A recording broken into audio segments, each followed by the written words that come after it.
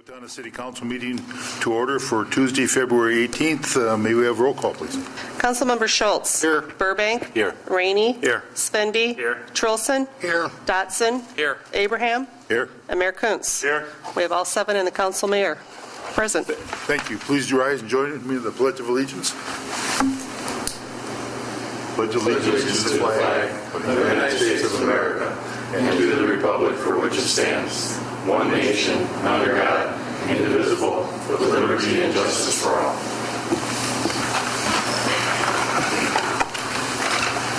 I'd like to welcome everyone here tonight, and with that,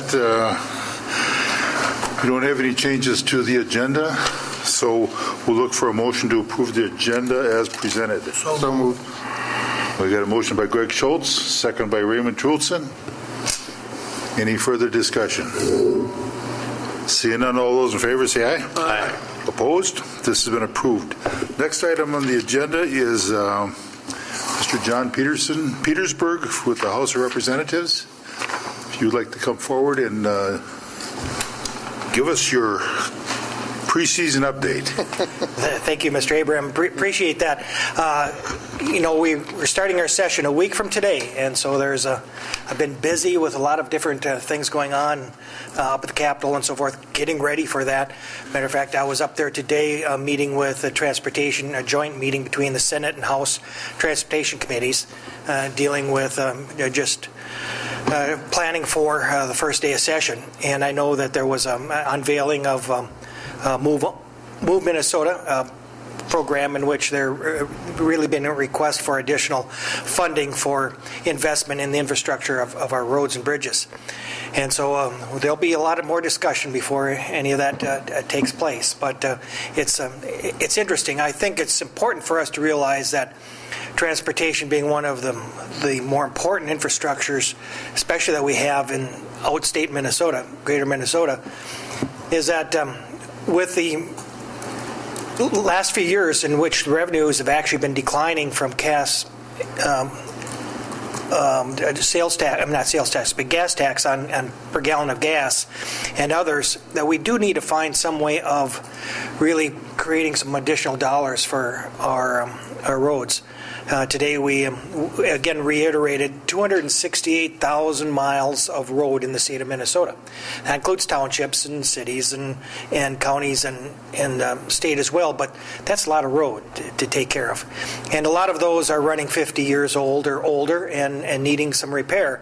And we haven't had enough funding stream in order to be able to accomplish that. So it's going to be a challenge. And one of the things that I'm thinking eventually we're going to have to decide is since transportation is not only about moving people from place to place or even cargo from place to place, it is more also about commerce, getting jobs to where they need to go and other things, that I think our antiquated system of providing funding only from user fees by vehicles is probably not effective, especially when you start adding in the fact that cars are more efficient. We have alternative energy source vehicles as well. So that's going to be a challenge this year as well. There are probably 4 topics that will get discussed, 2 of which I'm not sure will gain a lot of traction, but they have gotten some media support the last few months or so. One of them is liquor sales on Sundays. This is something that comes up every so often. Right now, there are people for it, people against it. A lot of the smaller liquor store owners said it really isn't going to impact them that much because people buy their supply on Saturdays, and so now they would just have to stay open Sunday, probably not increase their sales any, but they have to have more overhead because they've got to have more employees working. Companies like Hy-Vee and others that are open anyway, they would see it as a benefit. And of course there are individuals who don't like to have to plan ahead and like to have it early. So I don't know where that's going to go, but I know it comes up every couple of years.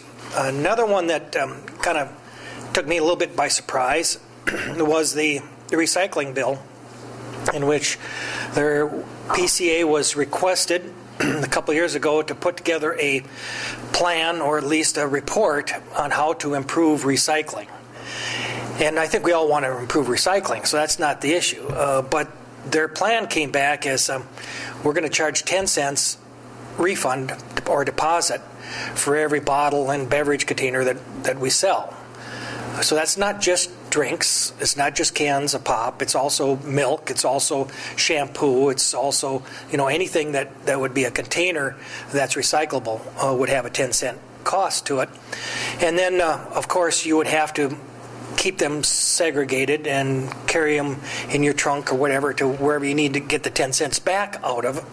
And their plan also indicated that we would have so many recycling areas based upon population. So it'd be one in every county plus so many for however many population there is. Their plan was 1,100 additional recycling areas around the state. And it seemed like, if I remember right, somewhere around 80 employees across the state in order to prove that, to handle that. So whereas I really think we need to improve recycling, I'm not sure that really is the best use of our dollars, nor is it successful. We know that Minneapolis instituted the one sort, much like Steele County has now. In their first month, they increased recycling 57%, and they expect within a year to have it doubled. Seems to me that's a pretty good improvement on it. Now, we do know that there are a couple areas that are a little bit shy or don't recycle as well. That includes the large venue items, places like sporting events, concerts, and so forth, and as well as apartments. They also tend not to recycle as well. So I think there are ways we can improve that, but I'm not sure we want to go wholesale into having vending machines or some other way of recycling back and getting your 10 cents out of the piece. So I don't know that that'll take on much traction either. The two that I do expect to come up this year are the anti-bullying bill for the educational systems. And I think everybody needs to be really careful about that one and watch that one. It's something that we want to do whatever we can to eliminate bullying to as much as we can. I don't think anybody wants to have their children bullied or picked on or teased. But at the same time, we know that Minnesota School Board Association and the school boards have spent years developing not only harassment and developing it and getting it working so that it works in the system, but they also have a very conscientious and involved bullying bill that all the school districts have also approved. And so we think that might be a better way of doing it. The issue with the current bill as it stands is there's some reporting issues in there in which the reports go to the State Department of Education. Parents are not, in the current bill at least, are not notified one way or the other whether their child is the bully or the bullying person. We don't know where that data is going to go to and where it's going to handle, how it's going to be used. We also know that most of the school districts that I've been to have said they're going to almost have to hire one person just to deal with the monitoring and the recording of this. So I think that's one also to watch. The other one that we know is going to come up too is the minimum wage bill. That one's passed the House already, and the Senate is still taking that up. The House passed a $9.50, I believe, was the version. Senate was more in the $7.90. Currently, federal is $7.55 or $7.65, so it's a little bit of an increase there. But I think we need to be real careful about what that does for our summer jobs for college kids, those that are just going into the job market.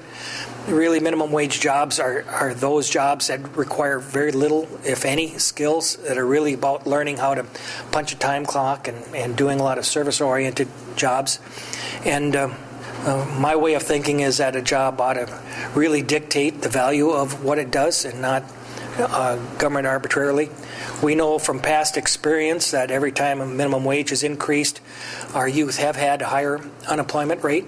It has gone up. So we're not sure where that one's going to go. Obviously, all of those come back from conference committee different than when it was passed from either House or Senate, and so we aren't sure about that. Those are primarily the things that I'm aware of and what's going on. I'm very happy that Corridors of Commerce over this past year, the bonding proposal for that got us another section of Highway 14, at least in this area, done. 2 more sections got finished, an interchange and a section over by North Mankato. That's all good. Every step forward is positive. They call this phase 1 of the Owatonna to Dodge Center Highway 14 expansion. So we're glad that got done. It's only a little less than 3 miles. That means there's 13 something left, but we'll keep working on that. We just need to find the funding sources for it, and I think that can be done. We just need to keep working on it, and I know Les has been involved with that for a long time, and so has Ray. Appreciate all the support that you do in that regard as well. With that, I think I'll just open it up to questions, concerns that you guys might have, something that you want me to take back to the Capitol, or questions that you may have of me. I do have one, John. Last year, the tax on purchases by the city and counties, that bill was passed. I know that in talking to Vicki, she was surprised to find that there were so many exemptions in it, or exceptions in it, that weren't included, that she thought was included in it. Right.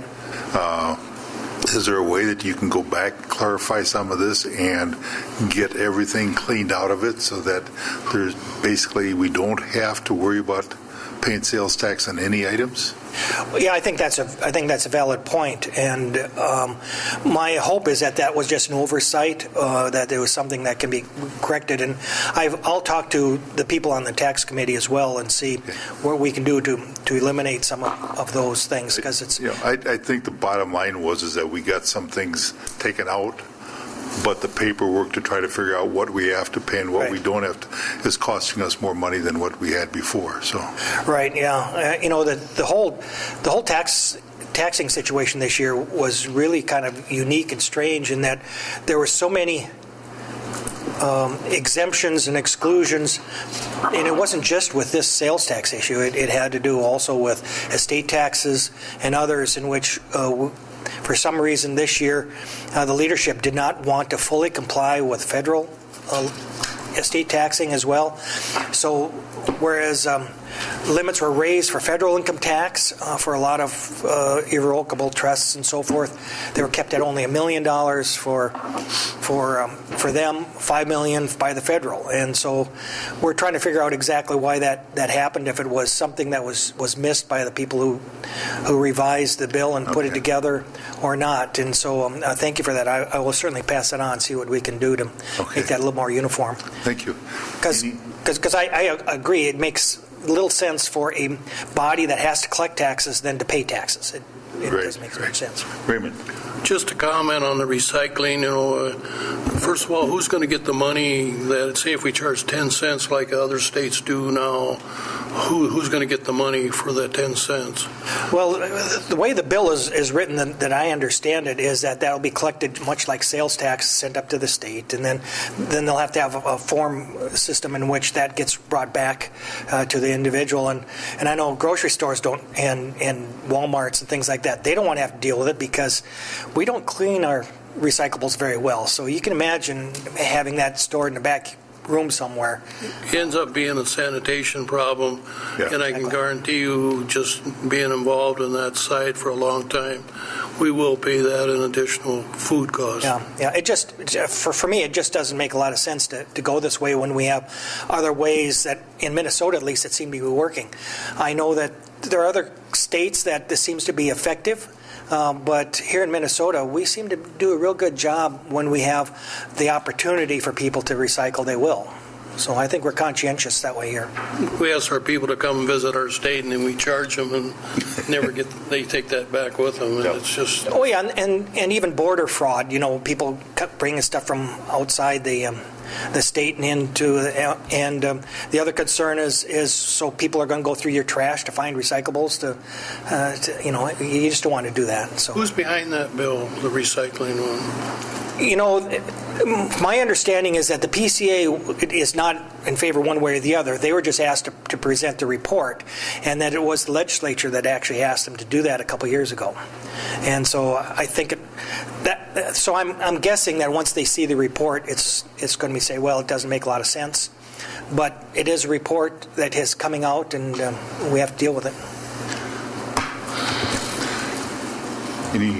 I just have one little nit to pick. If we change the liquor law to allow liquor stores open on Sunday, it allows them to be open, doesn't require them to be open. Correct. So mom and pop shops might not want to be open. They don't have to be open. Right. So I don't think that's a justification as to whether or not we should pass it. If a business wants to be open on Sunday, let them be open on Sunday, because there's nothing forcing a business to be open. Well, Right. you know, allows them to be open. basically, it's just the same as what the state allows you to be open until 2 o'clock. You look at it in your neighborhood or your area, and if you see nobody else is doing it, you're not going to do it either. But, you know, they're going to do it to keep competition equal.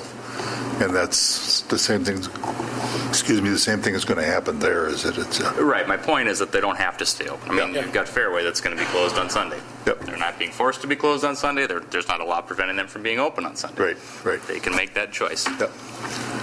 Is there what agency, is there going to be some move on gas tax, or who's supporting that, who is not, or where does that stand, kind of? Well, right now, the governor has pretty much said that he's not going to support a gas tax increase. Both Chair Hornstein from the House and Chair Dibble from the Senate, and actually Chair Dibble, their committee actually passed a gas tax last year, but it was pulled out during conference committee. And so we don't expect that there will be a gas tax increase this year, although we believe that they will push for it. Now, the Move Minnesota group is pushing towards what they call a wholesale gas tax, which is really more like a wholesale sales tax, in which it's based upon wholesale prices of that. And that's getting some traction because that can fluctuate a little bit quicker than gasoline tax, since gasoline tax is right now based upon just a gallon. True. So if it's 20 cents a gallon, for example, and you've got $3 gas or $4 gas, it still is only 20 cents, where this would allow that to fluctuate up and down. There are some opponents against that as well. I know that most of the Minnesota Chamber of Commerce and the State Chamber of Commerce tends to be running against that, not necessarily because of it in itself, but last time we had a major gas tax, they really worked hard at getting it funded, with the understanding that there would also be, in addition to it, efficiencies made by the Department of Transportation. And they really haven't seen much efficiencies to their liking there as well. And so they're concerned about how we just raise additional revenue if we aren't going to improve, because we really need to find a major source to carry on the ongoing infrastructure growth. And When's the last time gas tax was raised in the state of Minnesota? I believe it was in the early 2000s, I think. Mm-hmm. Around 2003, I believe it was. Yeah, because it was actually an override by Governor Plenty. In his, he had vetoed it, and then it was overridden in order to accomplish it. So. But there was change in 08. There was a transportation amendment. Was there no increase in the gas tax at that time? Just a change in allocation of funding? At that time, there was an actual increase in the gas taxes. In 08?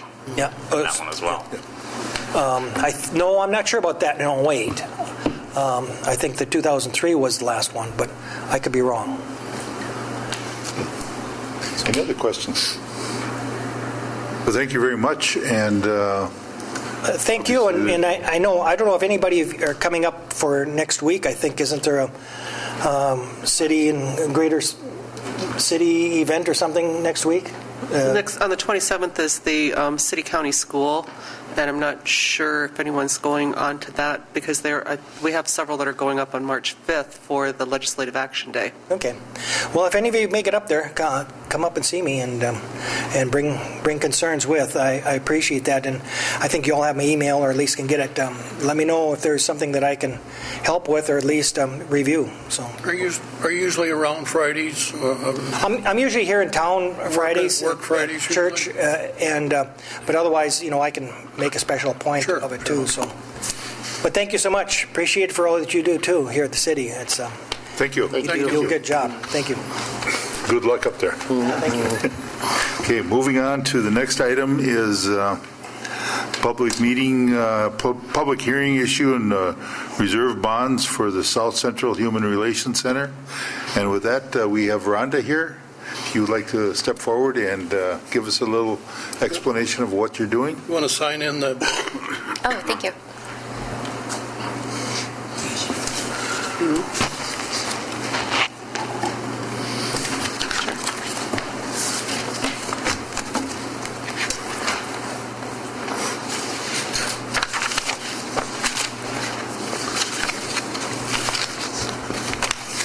Okay, thank you. Mayor Kuntz and members of the City Council, my name is Rhonda Scobie. I'm with Kennedy and Graven. I'm here today as your bond counsel.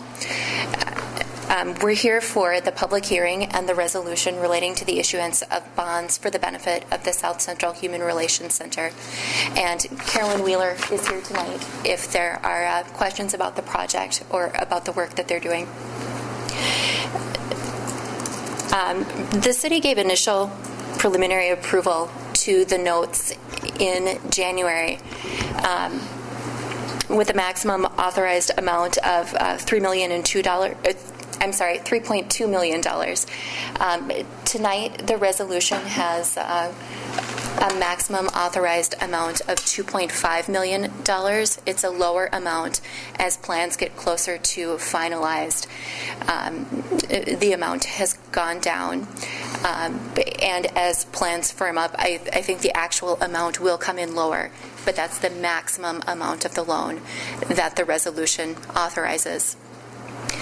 The purpose of the loan is to refinance two existing indebtedness obligations. One of them was issued by the city in 2002 as a tax-exempt bond, and the other is a taxable note that they entered into with United Prairie Bank. The other purpose is capital improvements and an expansion at their facility on Florence Avenue. The bonds are expected to be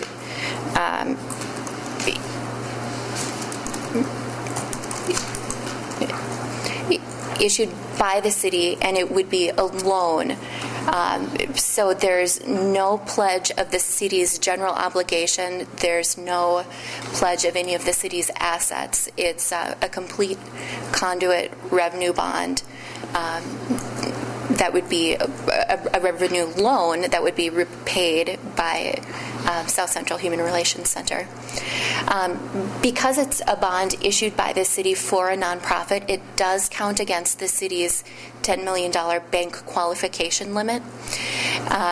It's my understanding that the city does not currently anticipate running into that limit, even with this obligation. However, if an unforeseen event occurs and the city does issue bonds during 2014, the bond documents do require the borrower to make the city whole, and there's a formula for the savings differential that the city would lose out on by not having its bank qualification. So that's important to know also. Does the council have any questions? Raymond. This refinance, when was these bonds issued originally? 203, you said? 2002 was a tax-exempt issue. 2002, then? Yes, and there was the tax-exempt loan, I believe, was in 2008. I'm sorry, I don't have that exact date of the second. Okay.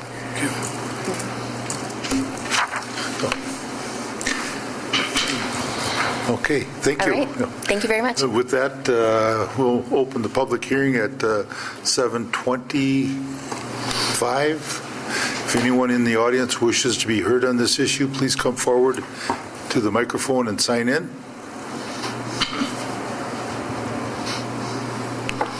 Move we close the hearing. We have a motion to close the hearing at 7:21. Do we have by Raymond Trulson? Do we have a second?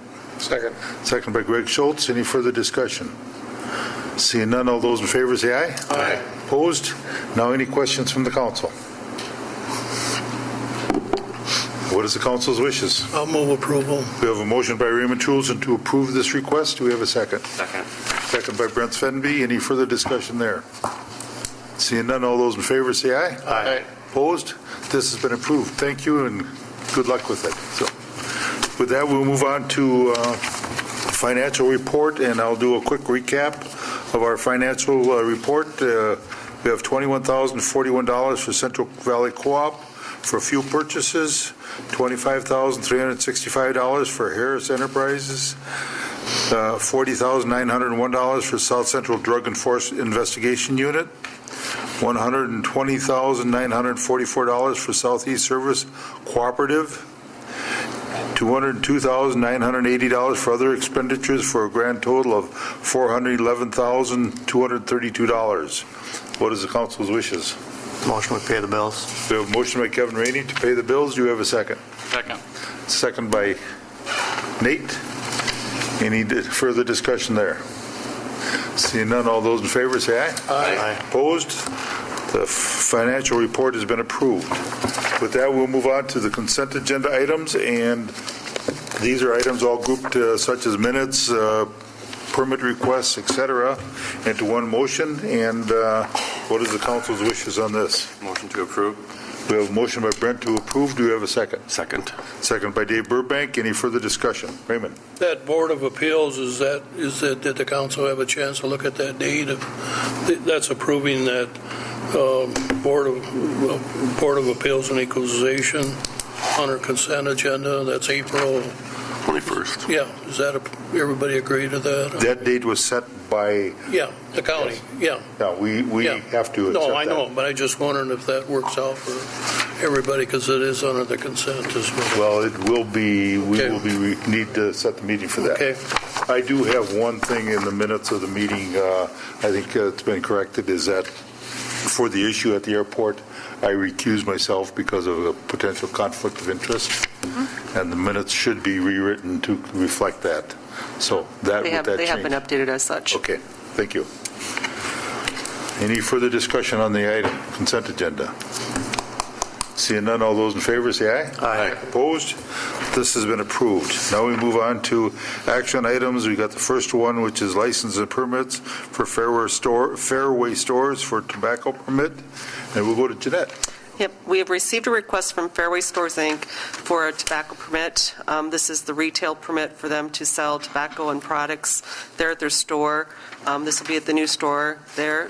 We have received the completed application and the insurance information as well as the fee. It is an annual fee of $150 that has been received. Our licenses are annual that expire every December 31st. And they're hoping that we have this tonight because the last date that she gave me is they're planning now to open the store as of March 20th. Fantastic. Thank you. Any questions from the council? Motion we approve. Motion by Nate to approve. Do you have a second? Second. Second by Greg Schultz. Any further discussion? Seeing none, all those in favor say aye. Aye. Opposed? This has been approved also. Moving down to resolutions, we have one resolution, 10-14, support the Move Minnesota campaign, and I think we'll talk with Tom on this. Yes, the move, as Representative Petersburg said, Move Minnesota campaign was at the state capitol today. The Move Minnesota campaign is made up of members from all over the state of Minnesota, private individuals, trucking companies, government agencies, and what their goal is to meet the needs in a way that is consistent with Move Minnesota's principles of a comprehensive, balanced, sustainable, and dedicated funding package. So it doesn't only include roads, it includes trails and the whole works. And they're just asking that the city of Owatonna sign on for support for that, and I recommend we do. Thank you, Tom. Any question? Raymond? Is there a fee, Tom, to belong? No fee. No fee? No fee. Where do they get their expenses paid? Well, like advertising, and where do they get the money for that? They probably have some private donations that go into that. Yep. Okay. One of the things that Greg and I had talked about is we belong to the Highway 14 partnership. There is a Transportation Alliance organization in Minnesota here and the Move Minnesota. And we were looking at maybe Tom and I putting the package together for a study session to talk about the different organizations and what they really amount to and how we are involved with them. So that will be coming here within the next few weeks. So, but as far as the Move Minnesota, it's to support the projects that are being requested. So, Move to approve. we have a motion by Greg to approve. Do you have a second? I'll second. Second by Kevin? Brent, okay. Yes. And then I've looked into the campaign as well a little bit. I do not support signing on with this primarily because they're trying to overcome an issue that the state unfortunately has put us in. Given with the transportation amendment changes, they've been diverting large amounts of money to mass transit projects, which are essentially boondoggles. They require high subsidies. They have low ridership. They're constitutionally bound to go to those projects, which disproportionately benefit the metro area. And outstate has been suffering because of that. When had that money been utilized appropriately, we would not have nearly the transportation problems we currently have. So while I support the idea in general, I think the state legislature can fix this problem without this initiative. And yeah, I understand, but along with the Highway 14 partnership and the other ones, we're trying to convince the state legislature to do that. So it's... Yeah, but I think this is going to be used as a justification to increase essentially taxation, whether it's through gas taxes or wheelage taxes. Okay. When they have the tax revenue, they've just misallocated it. So I'm not supportive of creating new funding sources when So you're the current saying, ones have not been utilized. you're saying this organization, Move Minnesota, has done that? No, I'm saying the support of this group, I fear, will be justification in the eyes of the legislature to create or to bring in more funding for transportation and to further misallocate more funds for transportation projects that do not benefit outstate. They disproportionately benefit the metro, and they go into projects like light rail lines and trains that people do not ride, and they do not charge enough to cover their costs. It requires subsidies, and we suffer in outstate because of that. So, well, like I said, I think this is probably a noble cause, but my fear is that it will be used as justification for things that won't fix our problem. We've had multiple transportation initiatives in the past decade. Every time it's, well, this is going to fix our problem, and it doesn't fix our problem. Well, now this is going to fix our problem. Well, I'm sorry, you haven't changed anything at the state level, and I fear this would be the same thing. Okay. Tom? And my only comment is that Move Minnesota is looking at the bigger picture, not just looking at mass transit or whatever. Yeah. They're looking at everything for the state of Minnesota, not just one area. So they support the whole package. Yeah. I understand what you're saying by legislature might decide to go the other direction, but as far as Move Minnesota does, it supports the whole package for the state of Minnesota. Right, and there's support for mass transit projects with the Move Minnesota, which many of them have proven to be losers. Yep. And my fear is that will continue with support of this program. Okay, thank you. Any further discussion? We have a motion and a second. All those in favor say aye. Aye. Opposed? Nay. We have one nay for this. Thank you. And with that, we'll move on to our next item on the agenda, which is variance number 1380, Bevcom Incorporated, and I'll go to Troy with that. This is a request by Bevcom Incorporated for a communications building on O.J. Havelka's property, formerly known as H&S Distributing. The property is in an I-1 light industrial district.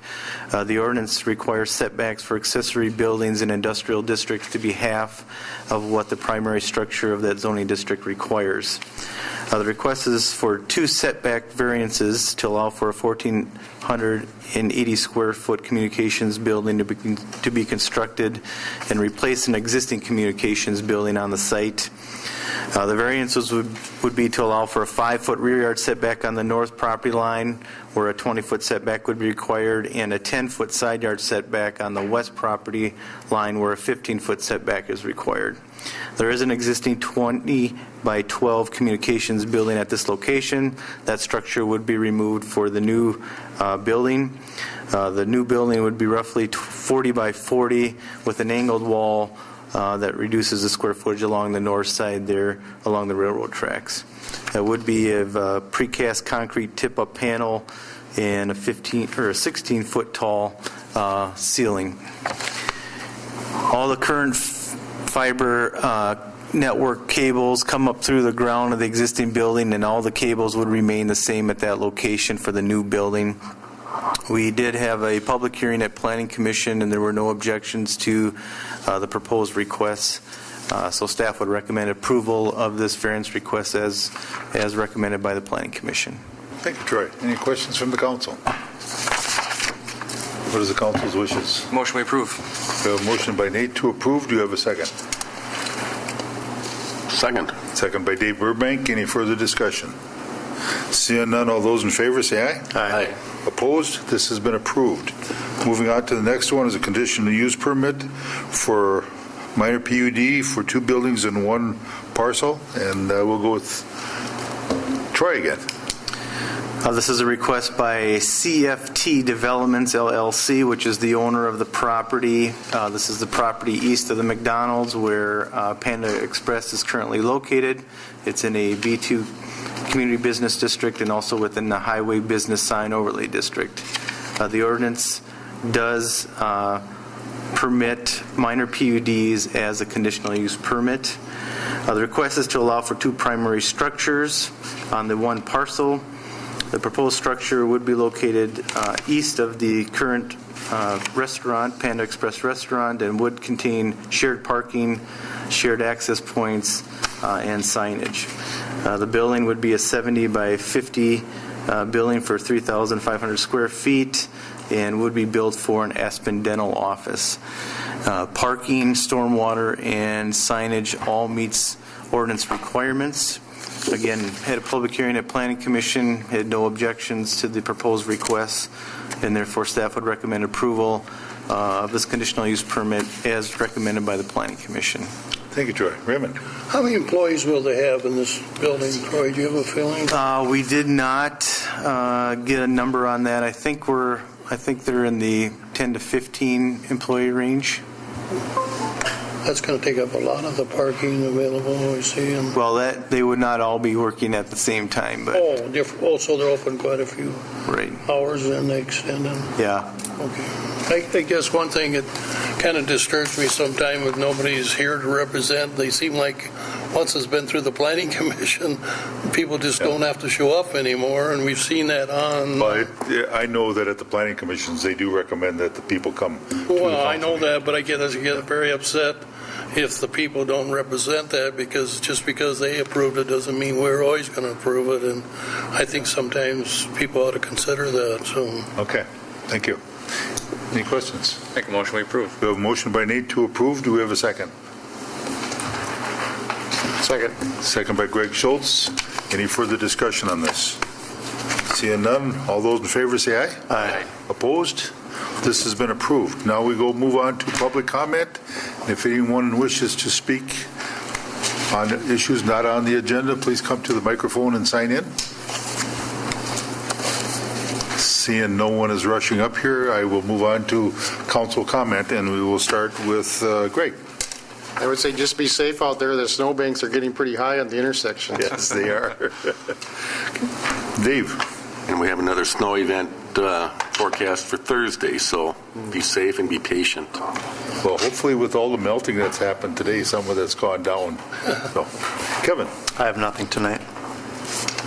Brent. I have nothing this evening. Raymond. Have nothing. Mr. Mayor. Nothing to add. And We're going to let Jeanette speak and place. I have nothing to add. I have All I nothing know is either, it better so- not snow till noon on Thursday. With that, motion for adjournment. So moved. Motion by Kevin. Second by Raymond. All those in favor say aye. Aye. Opposed? Meeting is adjourned.